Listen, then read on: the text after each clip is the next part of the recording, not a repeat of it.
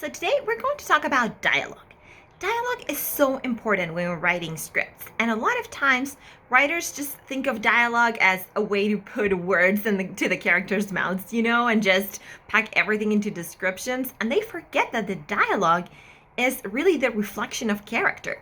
And that's how we should look at dialogue. It's not just a way to deliver exposition or to hear the characters say something, but it's a way to tell us who these characters are. And that's really what's going to set your dialogue apart, what's going to show your voice as a writer, what's going to tell us that you know how to tell these stories and create three-dimensional characters. So how do you do that?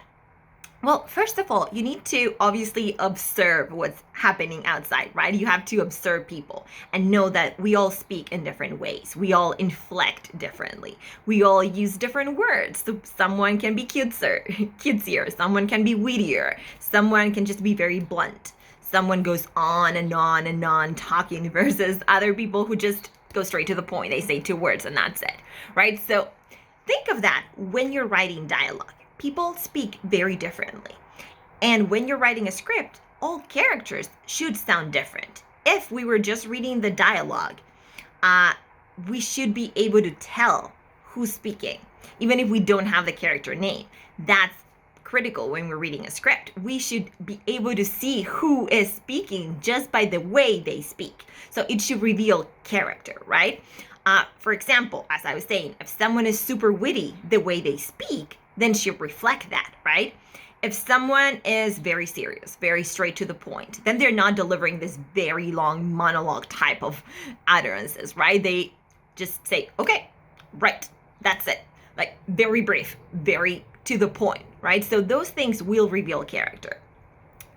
You have to remember that everything that character says is a reflection of who they are. It tells us a lot of their backstory, a lot of how they behave, how they see the world. So what's in that dialogue should be a reflection of that. Also, subtext is critical, right? We never say really what we mean, or almost never. So you should keep that in mind when you're writing dialogue. People are not just saying exactly what they want, exactly what they mean. Use that when you're writing dialogue. Give us misdirection, right?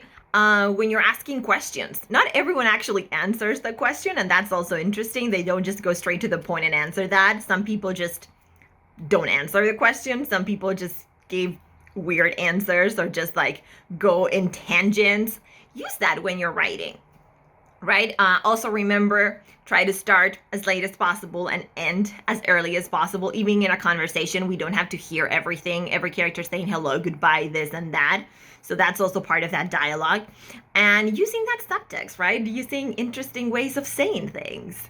Maybe you're angry with someone, right? But you're not really just saying, I'm angry with you. You're saying something more interesting, right? So use those things when you're creating dialogue, and it will be much richer and it will show your voice as a writer and make you stand out.